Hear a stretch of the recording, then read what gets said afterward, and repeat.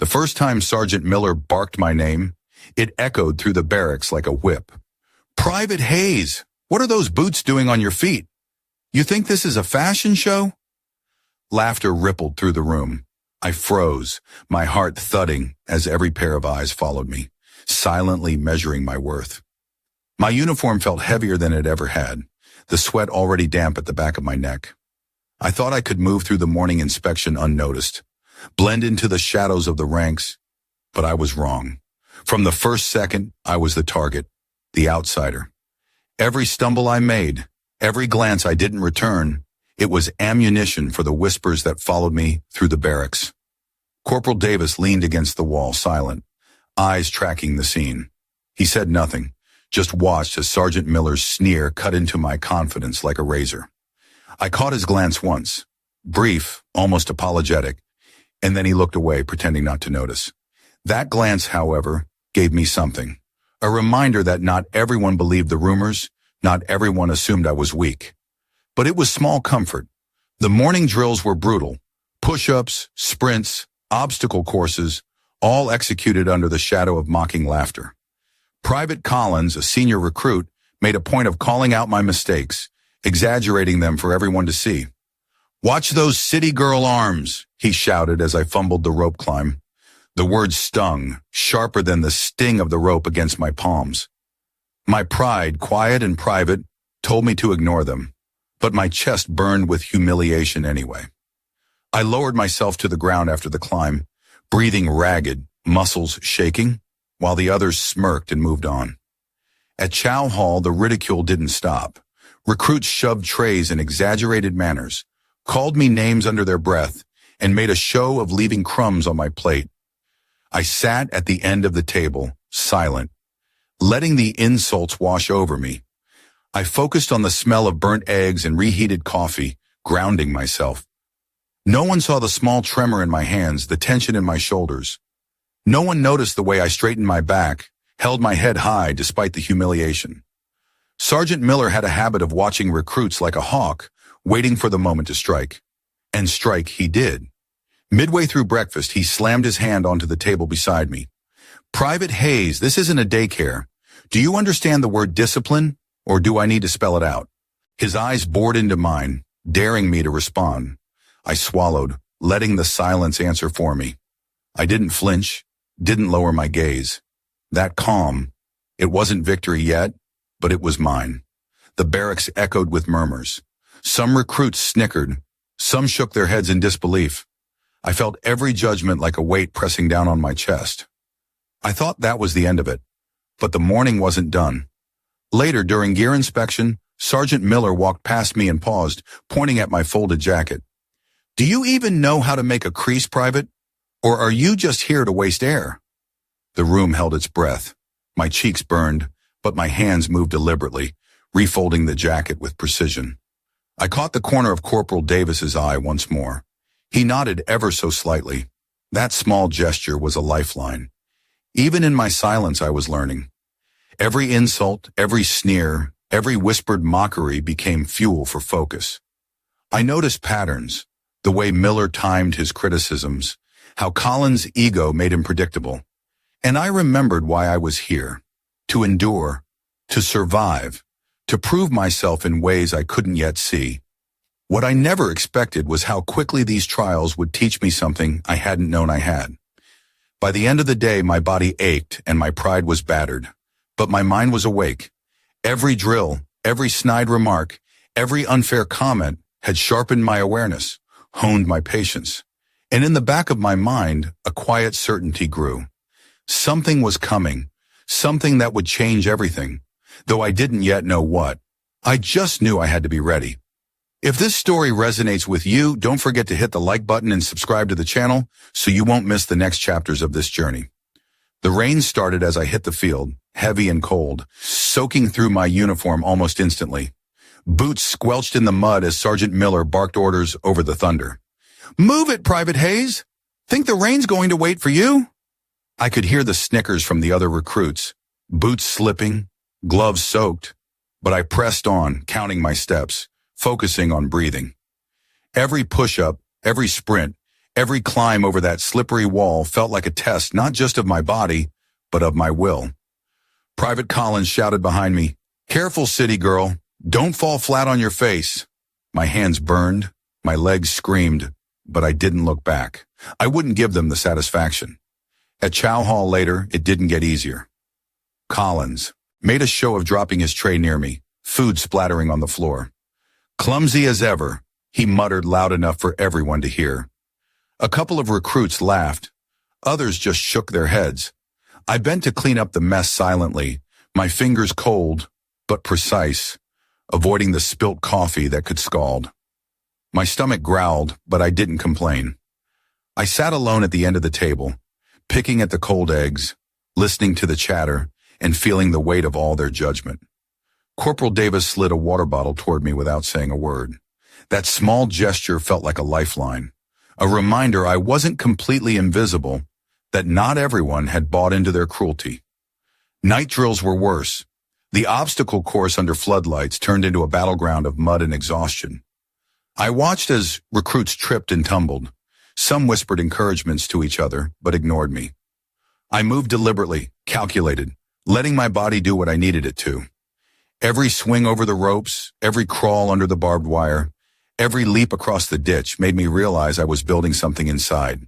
Strength I hadn't tapped before. My hands blistered, my muscles screamed, but there was satisfaction in endurance, in proving to myself that I could keep moving no matter what they thought. Then came the equipment check.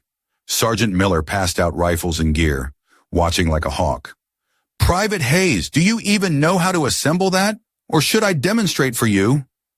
The room tensed, eyes pinned on me. I felt heat rise to my face, a familiar sting of humiliation, but I blocked it. I repeated the drills in my mind, fingers already moving as I worked, snapping the rifle together with precision. Collins leaned over, whispering, "She's going to blow it and make us all look bad." I ignored him. For the first time, silence became my shield, focus my weapon. During a late-night march through the muddy training grounds, Lopez, a quieter recruit, twisted his ankle on uneven ground. Others hesitated, unsure whether to help. I ran over, supporting him, keeping him steady, guiding him step by step. He whispered, "Thanks, I thought I'd have to crawl." I nodded, saying nothing, but in that moment, I realized small acts mattered as much as pushing myself to the limit. Discipline wasn't just following orders. It was carrying someone else when they couldn't carry themselves. Mockery never stopped. In the barracks, whispers spread about me being fragile, unfit, not cut out for the program.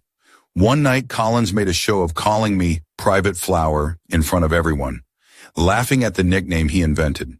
I kept my head down, unpacking my gear, letting my hands move with careful precision. Corporal Davis caught my eye from across the room, then gave a slight nod.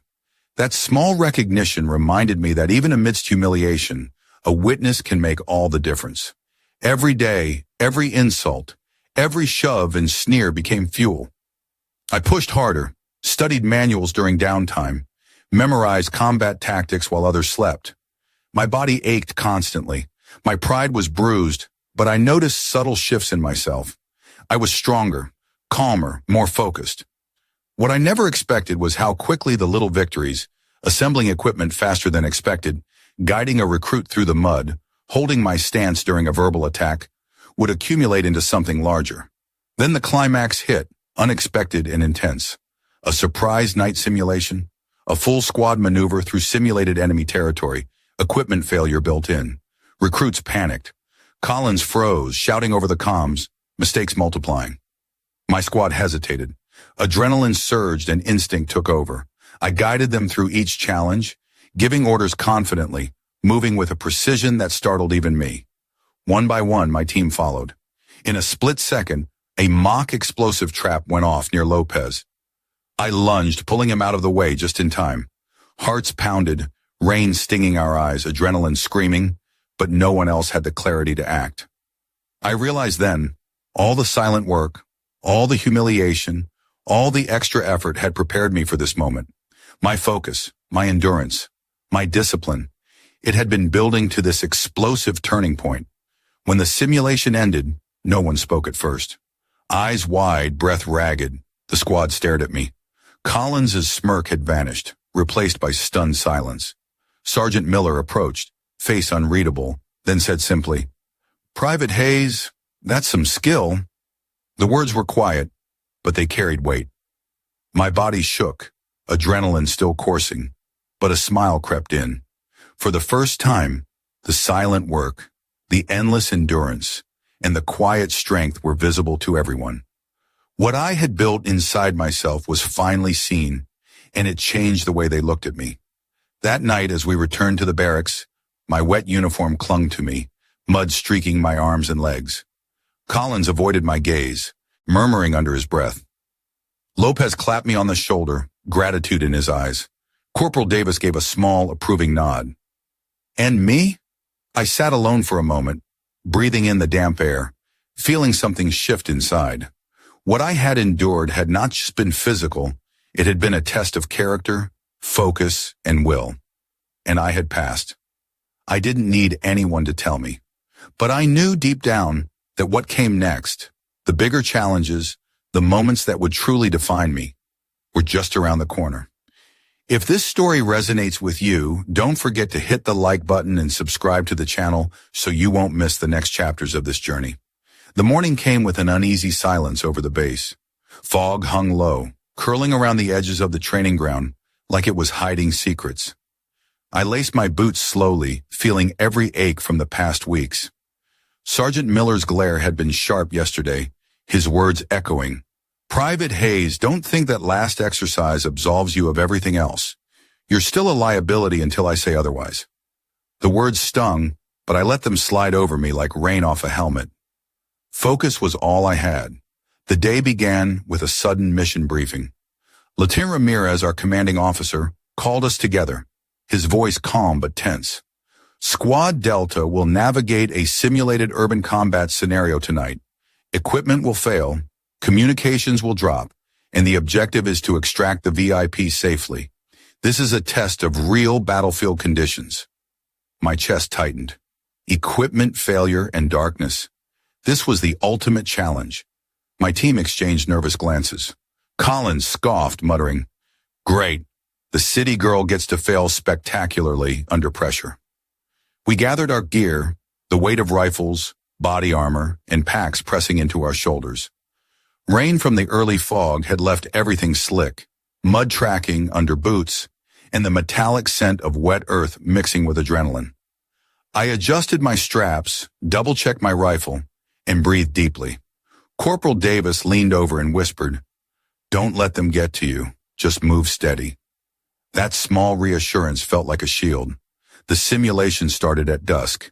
Shadows stretched across the field, obstacles rising like dark threats. Collins led initially, barking orders, arrogance dripping from every command. His misjudgments quickly became apparent. He misread cover, miscommunicated, and nearly sent one recruit into the line of fire. I stayed close to Lopez, silently, guiding him with small gestures, whispering corrections only he could hear. The team faltered under Collins' pressure. My heart raced, adrenaline firing, but my mind remained clear. Halfway through the exercise, chaos erupted. One of the mock buildings collapsed unexpectedly, sending dust and debris across the field. Lopez tripped over the rubble, catching himself just in time. I lunged, steadying him, feeling the mud smear across my uniform.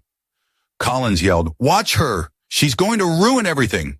His voice carried across the darkened field, full of panic and anger. The rest of the team hesitated, frozen between trust and fear. I realized in that moment, all the ridicule, the extra drills, the quiet hours alone studying tactics, this was the moment it had prepared me for. Suddenly, the comms went down entirely. Static filled our earpieces. Collins froze, muttering, I can't." He was paralyzed, incapable of decision. The VIP was just ahead, and the exit point was under heavy simulated threat. I couldn't wait for approval. I grabbed Collins' shoulder and shoved him aside gently. "Move! Follow my lead, now!" My voice was firm, unwavering. The team hesitated, looking to me instead of him. In that suspended moment, the power dynamic flipped. Confidence shifted like the wind. We navigated through the maze, mud-caking boots, rifles wet and heavy. A sudden simulated ambush erupted. Smoke and flashing lights disoriented everyone. One recruit panicked, pointing his weapon wildly. I stepped in, repositioning him, lowering his aim without breaking my stride. Collins barked orders, but no one listened. My instructions flowed, precise, deliberate, and the team followed. The climax came as we reached the extraction point. A mock explosive had been planted directly in our path. Time froze as the device's red light blinked rapidly. I calculated the distance, evaluated the angles, and sprinted, pulling Lopez out of the danger zone with me. Behind us, the rest of the squad hesitated, but finally followed. Seconds later, the explosive detonated with a loud bang, and mud spraying everywhere. Heart pounding, chest heaving, I looked back. Everyone was alive, shaken, but safe. Silence hung over the field. Collins stood frozen, mud dripping from his helmet, eyes wide, mouth open. He couldn't meet mine. Sergeant Miller emerged from the shadows, expression unreadable, then broke into a low, controlled clap. Private Hayes, that was exceptional. Initiative, control, leadership under pressure. You led when it mattered most. My body shook with exhaustion and disbelief. For weeks, every insult, every mocking comment, every moment of doubt had built to this. I realized my quiet endurance, my focus, and all those late nights had culminated in something undeniable. Respect earned in the most visceral way possible. Latier Ramirez approached, the glow from the floodlights reflecting off his face. Squad, take note. Private Hayes demonstrated what we expect from leaders. Clear, decisive, calm under fire. Remember this example. Whispers spread through the squad. Even the recruits who had doubted me, even Collins, no longer sneered. The shift was palpable. My silent supporter, Corporal Davis, finally allowed himself a small grin. That tiny acknowledgement felt heavier than any praise I could have received. Later, back in the barracks, I cleaned my gear, mud streaking every surface. Collins avoided eye contact completely. Other recruits offered quiet nods of recognition, no words needed. Lopez tapped my shoulder gently. Thanks. I don't know what I would have done without you. I smiled faintly, nodding. That moment wasn't about glory. It was about trust, about the weight of responsibility I'd carried quietly, unnoticed until now. That night, I sat on the edge of my bunk, exhausted, body aching, uniform stiff and wet. Yet inside, something had shifted irrevocably. The ridicule, the mockery, the endless effort, it all had a purpose, a reason. What I had endured wasn't just preparation for drills. It was preparation for leadership, for action when it truly counted. I realized then that respect isn't demanded. It's earned, quietly through endurance, discipline and courage when no one is watching. As I lay back, listening to the hum of the bass settling for the night, I felt a flicker of anticipation, the knowledge that the next trials, the real missions, the moments that would test everything I believed about myself, were coming. But now I had proof. In the mud, the chaos, the fear, and the trust of others. I could rise to meet them. And when those moments arrived, I would be ready in ways no one had expected. If this story resonates with you, don't forget to hit the like button and subscribe to the channel so you won't miss the next chapters of this journey. The morning after the urban exercise, the barracks were unusually quiet. Everyone moved like ghosts, boots clattering softly on the worn wooden floors. Heads down, murmurs held close. I was organizing my gear, still feeling the sting of exhaustion, when Collins stomped in, his face flushed with a mix of anger and disbelief. He avoided my gaze, muttering under his breath, "Unbelievable. She actually let us out alive." The words carried more venom than admiration, and I let them slide. Some victories are silent. They don't need to be celebrated out loud. By mid-morning, word of my performance had reached Sergeant Miller. He gathered the squad for an informal debrief in the training yard. "Private Hayes," he began, his voice steady but carrying the weight of authority, "you displayed initiative beyond what any of your peers have shown. Leadership under pressure, coordination, quick thinking. You earned their trust in a way no one expected." I felt a flush of disbelief, but kept my posture straight, chest rising and falling evenly. Colin's jaw tightened beside me, the silent humiliation evident in every twitch of his hands. The team moved through the day like a fragile truce. I noticed subtle shifts. Lopez gave a nod when our paths crossed. Davis offered a quiet smile. And even recruits who had whispered doubts now glanced at me with something between curiosity and respect. The barracks felt lighter yet tense, as if everyone was waiting for the next act of reckoning. Collins avoided me entirely, speaking only when called upon, his voice clipped, eyes darting. Chow Hall that afternoon was a minefield. Every table seemed to hold whispers about me. "She thinks she's a leader now," one recruit muttered. Another laughed quietly. "Wait until the next exercise. She'll crumble under real pressure." I sat with Davis, who merely shrugged and passed me a tray. "Ignore them," he said softly. That small act, unnoticed by most, carried more weight than any public praise. It reminded me that support often comes quietly, even when the world expects defiance. Later, we were called for an impromptu obstacle assessment. Lieutenant Ramirez was pacing, clipboard in hand, eyes sharp. "This will be a test of endurance and adaptability. Failures will be documented. Successes noted. Private Hayes, lead your section," he said, and I felt the gravity of every eye on me. Collins's lips pressed into a thin line, the previous day's events replaying in his mind. He tried to assert authority over the team, but each directive faltered, overshadowed by the competence he had witnessed in me. The course was brutal. Walls to scale, mud, pits, ropes whipping in the wind. Team members stumbled, shouts of frustration mixing with the cold wind. A sudden misstep sent Lopez sprawling into a muddy pit, his leg trapped under debris. I froze for half a second, then lunged forward, pulling him free as he gasped and coughed. "I've got you," I said firmly. The squad hesitated, watching, unsure who to follow. Collins stepped back, muttering, "She's reckless." But no one listened. The momentum had shifted. By dusk, the assessment was near its peak. The final obstacle, a simulated collapse requiring both strategy and speed, loomed over us. The squad faltered, hesitation spreading like wildfire. I took a deep breath, scanning the field, calculating every angle, every risk.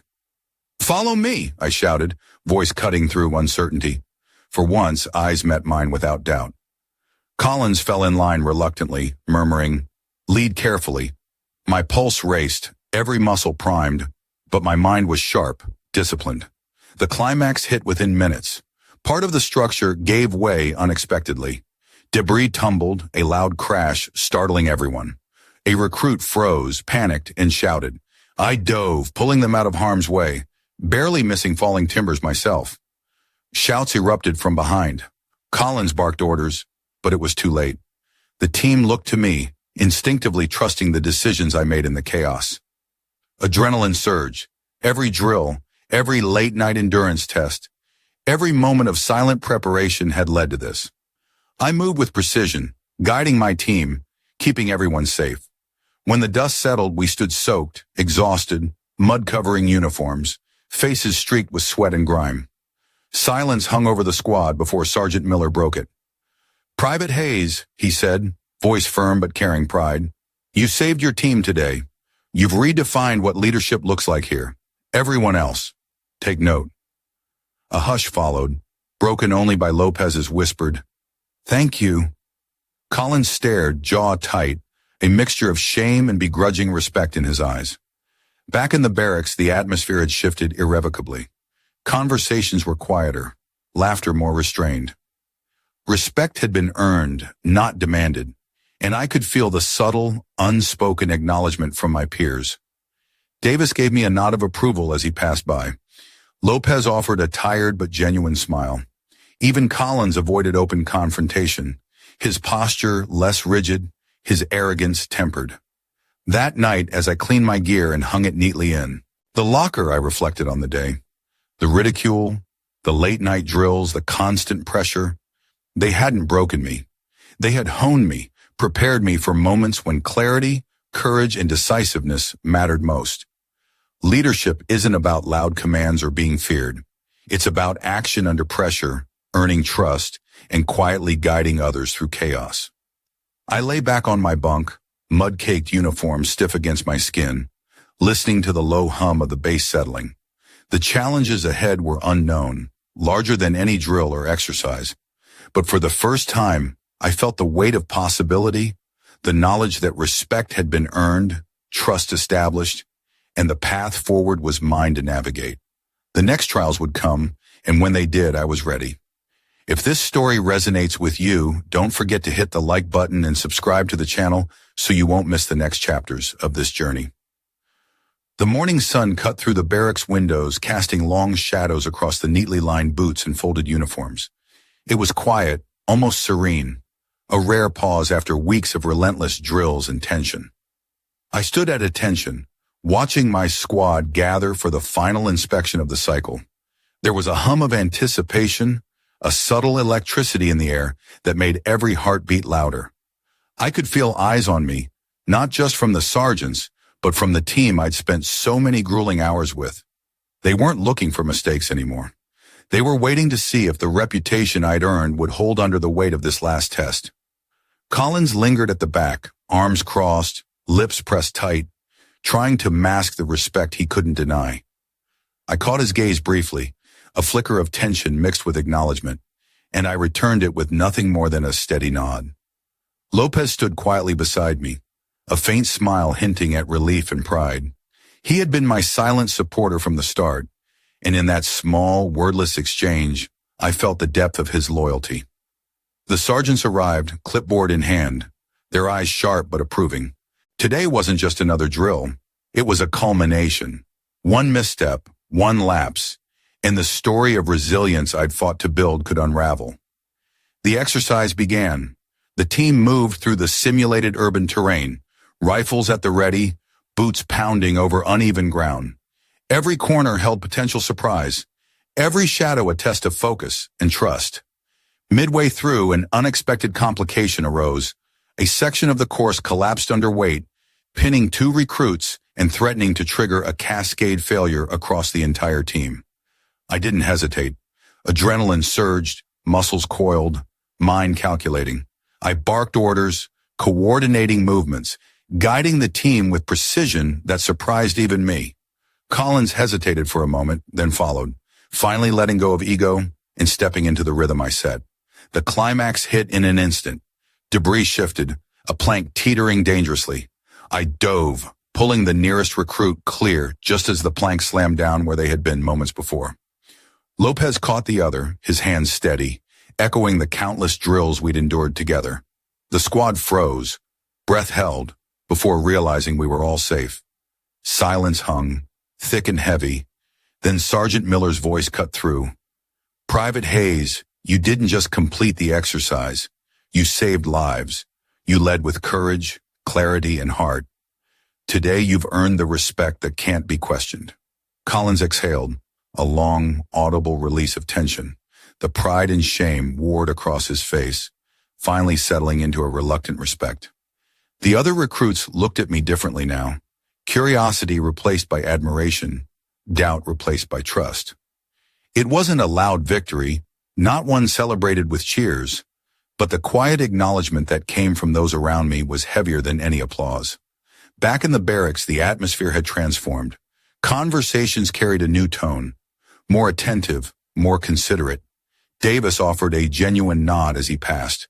Lopez shared a rare laugh, and even Collins avoided confrontation. His posture softened, humility creeping in where arrogance had once stood.